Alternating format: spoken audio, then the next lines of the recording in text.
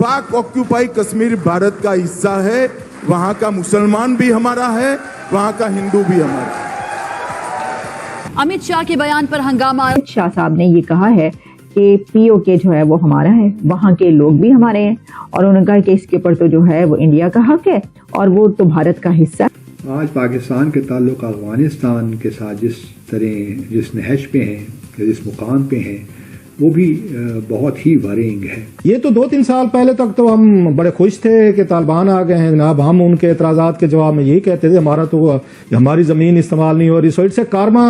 और जो भारतीय खुफिया एजेंसी रॉ वो फंड करते हैं। तालिबान का लीडर था, उसने कहा कि हम जो है वो इंडिया से मिलिट्री इक्विपमेंट और मिलिट्री सपोर्ट जो है वो हम अब इंडिया से लेंगे ताकि हम अपने सरजमीन को उसकी हिफाजत कर सकें। यानी कि ये वो आजाद कश्मीर को कह रहे थे, पाकिस्तानियों आजाद कश्मीर को अमित शाह साहब ने ये कहा है कि ऐते साडा है। लेकिन जब जवाब मिलता है तालिबान की तरफ से तो ये अपने चेक पोस्ट छोड़ के भाग जाते हैं। क्योंकि जो आपने शुरुआत में बोला कि पाकिस्तान आर्मी के इतने सारे लोग सरेंडर नहीं करेंगे, भागेंगे नहीं, मैं उसका चश्मदीद गवाह हूं कि कारगिल में जिस दिन हमने देखा उनके काफी सारे बुलेट्स पीठ में थे।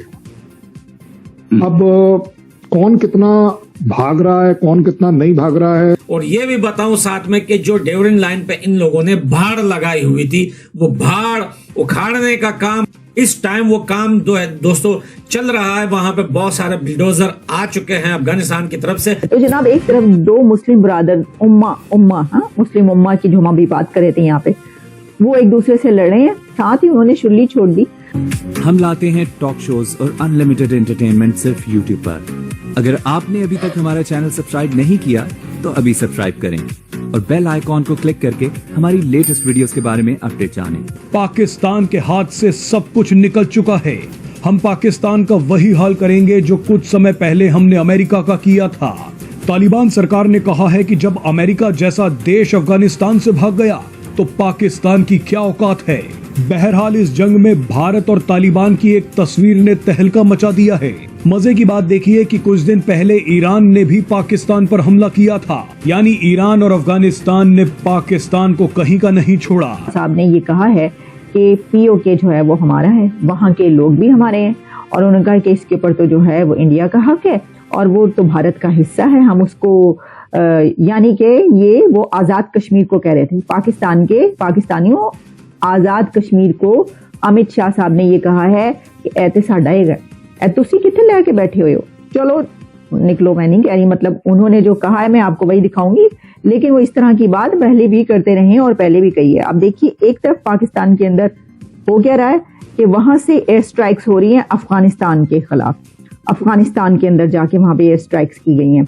और मैं देख रही थी कि ये खबर भी आ रही थी कि ये जो एयर स्ट्राइक्स की गई हैं इसमें जो पीएफ के जेट्स हैं उन्होंने वहां पर एक कमांडर है टीटीपी का, उसको मारा है और उसी के ग्रोह पर वहां पे हमला किया गया। उसके 6-7 वहां पे लोग मारे गए हैं उसके अंदर। कोई ये वाली खबर भी आ रही थी। अब कितनी ऑथेंटिक है आपको पता है, इस तरह की खबरें तो कुछ दिन के बाद ही पता चलती हैं कि कौन मर गया, कहां पर मर गया और क्या हुआ और क्या नहीं हुआ, लेकिन अभी तक हमें यही पता चल रहा है। तो जनाब एक तरफ दो मुस्लिम ब्रादर मुस्लिम उम्मा की जो हम अभी बात कर रहे थे यहाँ पे, वो एक दूसरे से लड़ रहे हैं, और दूसरी तरफ जो है इंडिया ये कह रहा है लड़न नहीं आप ही, ये खुद ही लड़ के मरेंगे, बस आप जो है वो जरा साइड पर हो जाएं। और पीओके, अच्छा सिर्फ पीओके की बात नहीं की, बल्कि जो एंकर साहब है ना, मतलब वो देखें कितने कुछ ज़हीन और इंटेलिजेंट, साथ ही उन्होंने शुल्ली छोड़ दी, मिर्चें लगा दी, बलोचिस्तान की बात भी कर दी। ये बलोचिस्तान के बारे में आपका क्या ख्याल है? अब होता क्या है कि जो एंकर्स या जो जर्नलिस्ट इस तरह के, मतलब वो इस तरह ये वाली तीली लगाते हैं कि वो कोई ना कोई खबर चाहते हैं। बल्कि मैं देख रही थी, उसके ऊपर भी आगे प्रोग्राम करेंगे कि जो, क्योंकि ये इंडिया कॉन्क्लेव 2024 में ये वाली स्पीच की है या ये वाली बातचीत हुई है अमित शाह की, तो इसी तरीके से इंडिया के प्राइम मिनिस्टर नरेंद्र मोदी साहब की भी बातचीत उसके अंदर हुई, और उन्होंने कहा कि आप ये चाहते हैं कि मैं जहां भी जाऊं तो मैं कोई बड़ी खबर दे के जाऊं। तो उसके पर उनका ये कहना था कि मैं हेडलाइन नहीं देता, मैं डेडलाइन देता हूँ। है जी, वाह जी वाह, क्या बात है। तो डेडलाइन दे के देखिए उन्होंने कहां पर पहुंचा दिया अपने कंट्री को। लेकिन मैं आपको इस वक्त नरेंद्र मोदी नहीं बल्कि अमित शाह की वो वाली बात सुनाऊंगी कि जो अमित शाह ने कहा है, जरा सुन ले पाए वो क्या फरमा रहे हैं, क्या आख रहे हैं। कश्मीर को हम लोग इंडिया मानते, अखंड भारत का हिस्सा मानते। वहां पे अगर किसी का उत्पीड़न हो रहा हो या फिर कोई बलोच हो जो कि वहीं की परिस्थितियों से परेशान है, उसका एक्सप्लॉयटेशन हो रहा है। भाई पाक ऑक्यूपाइड कश्मीर भारत का हिस्सा है, इसमें हिंदू मुसलमान का सवाल पैदा ही नहीं होता है। वहाँ जो मुसलमान है वो भी हमारे हैं, वहाँ जो हिंदू है वो भी हमारे हैं। ये बड़ी बात बोल रहे हैं आप। बड़ी बात क्या है, मैं पार्लियामेंट में बोला हूँ। नहीं कि अगर पीओ सो को बड़ा मत बताओ, मैं फिर से कह देता हूँ, पाक ऑक्यूपाई कश्मीर भारत का हिस्सा है, वहाँ का मुसलमान भी हमारा है, वहाँ का हिंदू भी हमारा है। सुन ले भाई। अच्छा जी, अब इसमें उन्होंने बलूचिस्तान से वो जवाब नहीं दिया, आगे उन्होंने उसके ऊपर भी बात की, लेकिन अगर हम यहाँ तक भी रहे तो इसमें उन्होंने क्या कहा है, मुझे आगे कुछ कहने की जरूरत नहीं। दुखी दिल के साथ कहना पड़ता है कि जिस तरह हमने पिछली 2 दहाइयों में कश्मीर पॉलिसी को कमज़ोर किया अपनी गलतियों की वजह से, आज पाकिस्तान के ताल्लुक अफगानिस्तान के साथ जिस नहज पे हैं या जिस मुकाम पे हैं, वो भी बहुत ही वरींग है।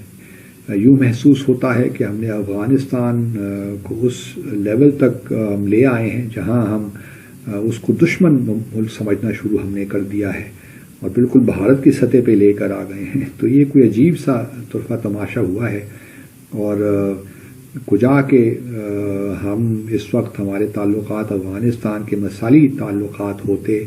आफ्टर ऑल सोवियत यूनियन ने जब इंटरवीन किया तो हम ही थे जिन्होंने मेज़बानी के फ़राइज़ अंजाम दिए, ईरान ने भी दिए, हमने ज़्यादा दिए।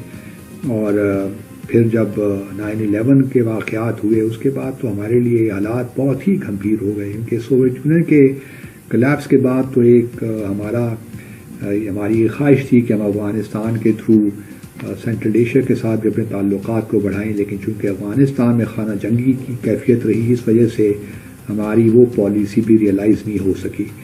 9/11 के बाद हालात और गंभीर हो गए। अफगानिस्तान के जो तालिबान उन्होंने तो जद्दोजहद अपनी जारी रखी, उसमें कोई इसमें शक नहीं होना चाहिए कि जो पाकिस्तानी तालिबान थे उनकी भी उनको सपोर्ट हासिल थी। लेकिन हमारी भी इंगेजमेंट किसी न किसी तौर तो रही तालिबान जो अफगानिस्तान के हैं उनके साथ। और जब तालिबान और फिर हम ही ने फैसिलिटेट भी किया अमेरिका और तालिबान के साथ जो दोहा में मुज़ाकरात होते रहे, उसके नतीजे में 29 फरवरी 2020 को जो मुआहिदा हुआ पाकिस्तान ने उसने बड़ा कलीदी किरदार अदा किया। और फिर तकरीबन 1 साल से कुछ अरसा के बाद 15 अगस्त 2021 को तालिबान ने पूरा अफगानिस्तान पे कंट्रोल संभाल लिया और अशरफ गनी जो थे वो भाग कर चले गए। तो और हमारे लिए एक लिहाज से इत्मीनान का सबब था कि चलिए जी अब काबुल में एक ऐसी हुकूमत आ गई है जो कि भारत के इशारों पे नहीं नाचती। मेरे ख्याल में इस वक्त जो पाकिस्तान जिस तरह से डिप्लोमेटिकली आइसोलेटेड है, मेरे ख्याल में कभी भी इस तरह से नहीं हुआ था। इवन जो है वो सऊदी अरब ने भी अपने हाथ खींच लिए हैं, ईरान के साथ पहले से ताल्लुकात खराब थे। बाकी जो ममालिक हैं वो कतर और वगैरह हैं, वो भी सिर्फ फाइनेंसिस की हद तक थोड़ा सा मदद कर लेते हैं, मतलब कशकोल में जो है वो थोड़ा सा भीख डाल देते हैं। इसके अलावा जो है वो कोई भी, इवन चाइना के साथ जो है वो पाकिस्तान के उस तरह के रिलेशन नहीं है जिस तरह से हुआ करते थे। ऑब्वियसली इंडिया जो है वो तो हमारा 75 साल से दुश्मन है। तो अब इस वक्त जो सिचुएशन है वो ये है कि मतलब जो आपकी आइसोलेशन है वो इतनी बढ़ गई है कि कोई भी आपकी बात सुनने के लिए तैयार नहीं है। ये इवन रीजनल लेवल पे, इंटरनेशनल लेवल पे तो पहले जाहिर है कोई भी बात सुनने के लिए तैयार नहीं था, लेकिन अब जो है वो रीजनल लेवल पे भी ये जो है ये नौबत आ चुकी है। तो आपको ये वीडियो कैसा लगा कमेंट बॉक्स में जरूर लिखिए। इस वीडियो को लाइक कीजिए, शेयर कीजिए, सब्सक्राइब करना ना भूलिए आपके चैनल EFC to Z को। तो मिलते हैं अगली वीडियो में। जय हिंद।